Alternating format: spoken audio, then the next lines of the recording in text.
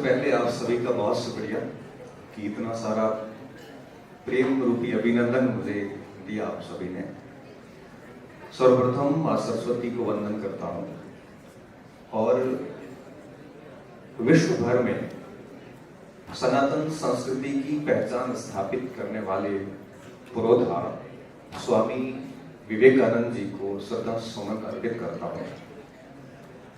अखिल भारतीय विद्यार्थी परिषद के सानिध्य में आयोजित हो रहे आज के इस कार्यक्रम, जिसका नाम स्वयं की खोज दिया गया है, इस कार्यक्रम के इस मंच पर विराजमान आचार्य श्रेष्ठ कुलगुरु मनोज दीक्षित जी, मेरे साथ में विराजमान दिलीप जी, आदित्य जी और सभी साथी, सामने विराजमान सभी विद्यार्थीगण और बाहर से आए हुए सारे अभिभावक गण और जितने भी विश्वविद्यालय के विद्यार्थी हैं, वो सभी लोग पिछले कई दिनों से अपने प्रयासों के द्वारा कार्यक्रम को कोऑर्डिनेट कर रहे हैं।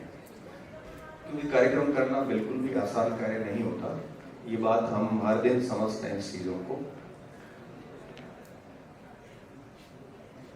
क्योंकि हम जब बोलना शुरू करते हैं तो कब 30 मिनट, 40 मिनट, 50 मिनट हो जाते हैं, समझ में नहीं आता। तो चिट्ठी आए उससे पहले मैं मेरी बात समाप्त करने की कोशिश करूंगा पर मैं साथी को कहूंगा चिट्ठी मत देना, मुझे अच्छा नहीं लगेगा क्योंकि फिर मेरा कॉन्फिडेंस डाउन हो जाएगा। फिर भविष्य में कभी किसी मंच पे जाऊंगा तो चिट्ठी का डर हमेशा रहेगा।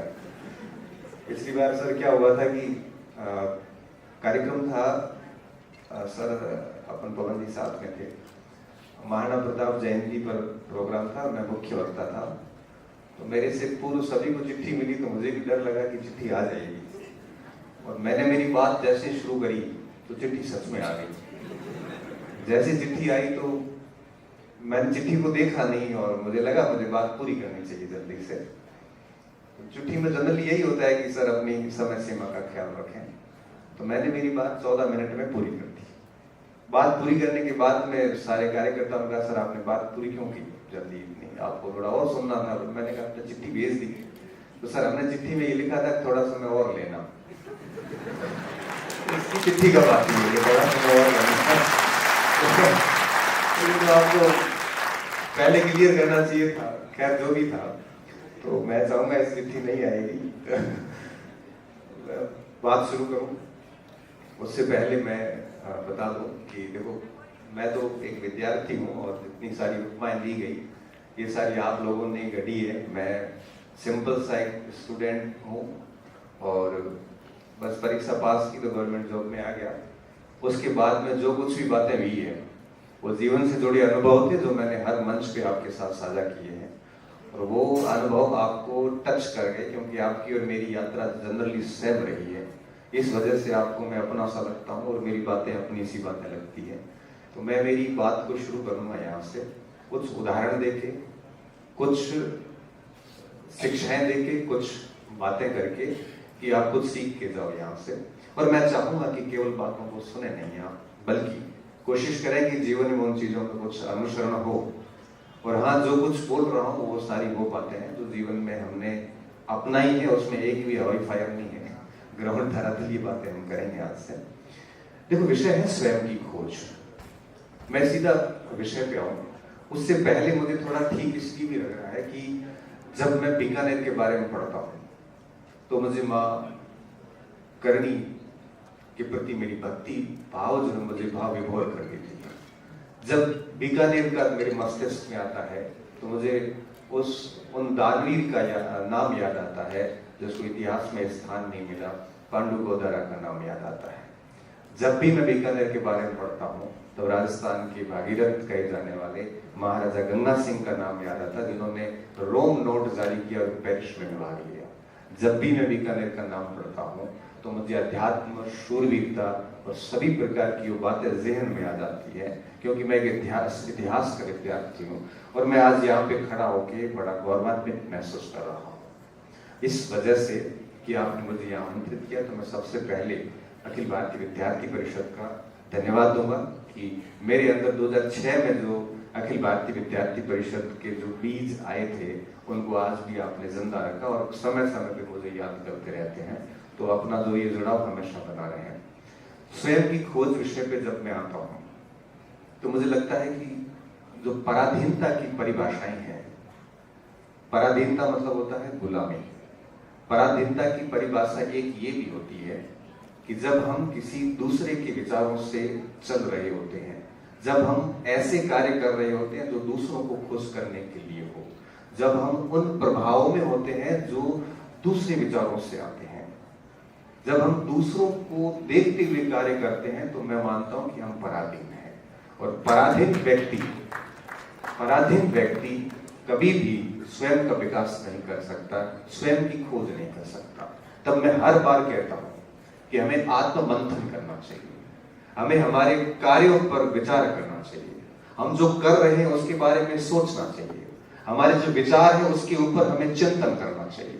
हम क्या कर रहे हैं, क्यों कर रहे हैं, किस लिए कर रहे हैं, क्या हम अपनी खुशी के लिए कर रहे हैं या किसी समाज की खुशी के लिए कर रहे हैं, किसी दूसरे की खुशी के लिए कर रहे हैं।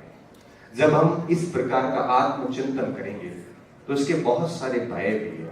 भय इसलिए भी है कि व्यक्ति अपनी कमियों से परिचित हो सकता है, व्यक्ति को अपनी कमियों का सामना करना पड़ सकता है, क्योंकि जब व्यक्ति अपनी कमी का सामना करता है तो व्यक्ति डर जाता है।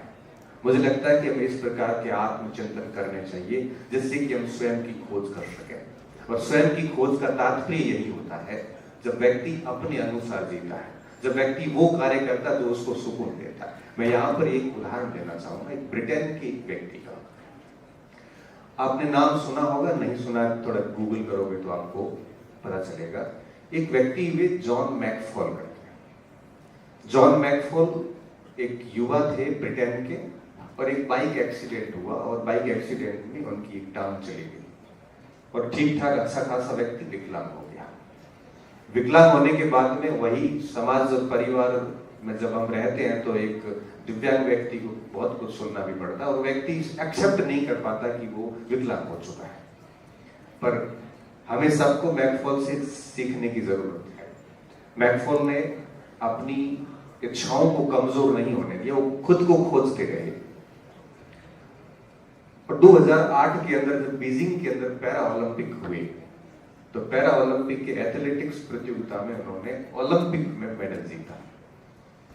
ओलंपिक में मेडल विजेता होने के बाद उनको उस चीज से भी मोह भंग हो गया। कहते हैं ना, समय के साथ व्यक्ति खुद को खारिज करता जाता है। जैसे जैसे समय आगे बढ़ता व्यक्ति अपना नया वर्जन पसंद करता है, पुराने वर्जन को खारिज कर देता है।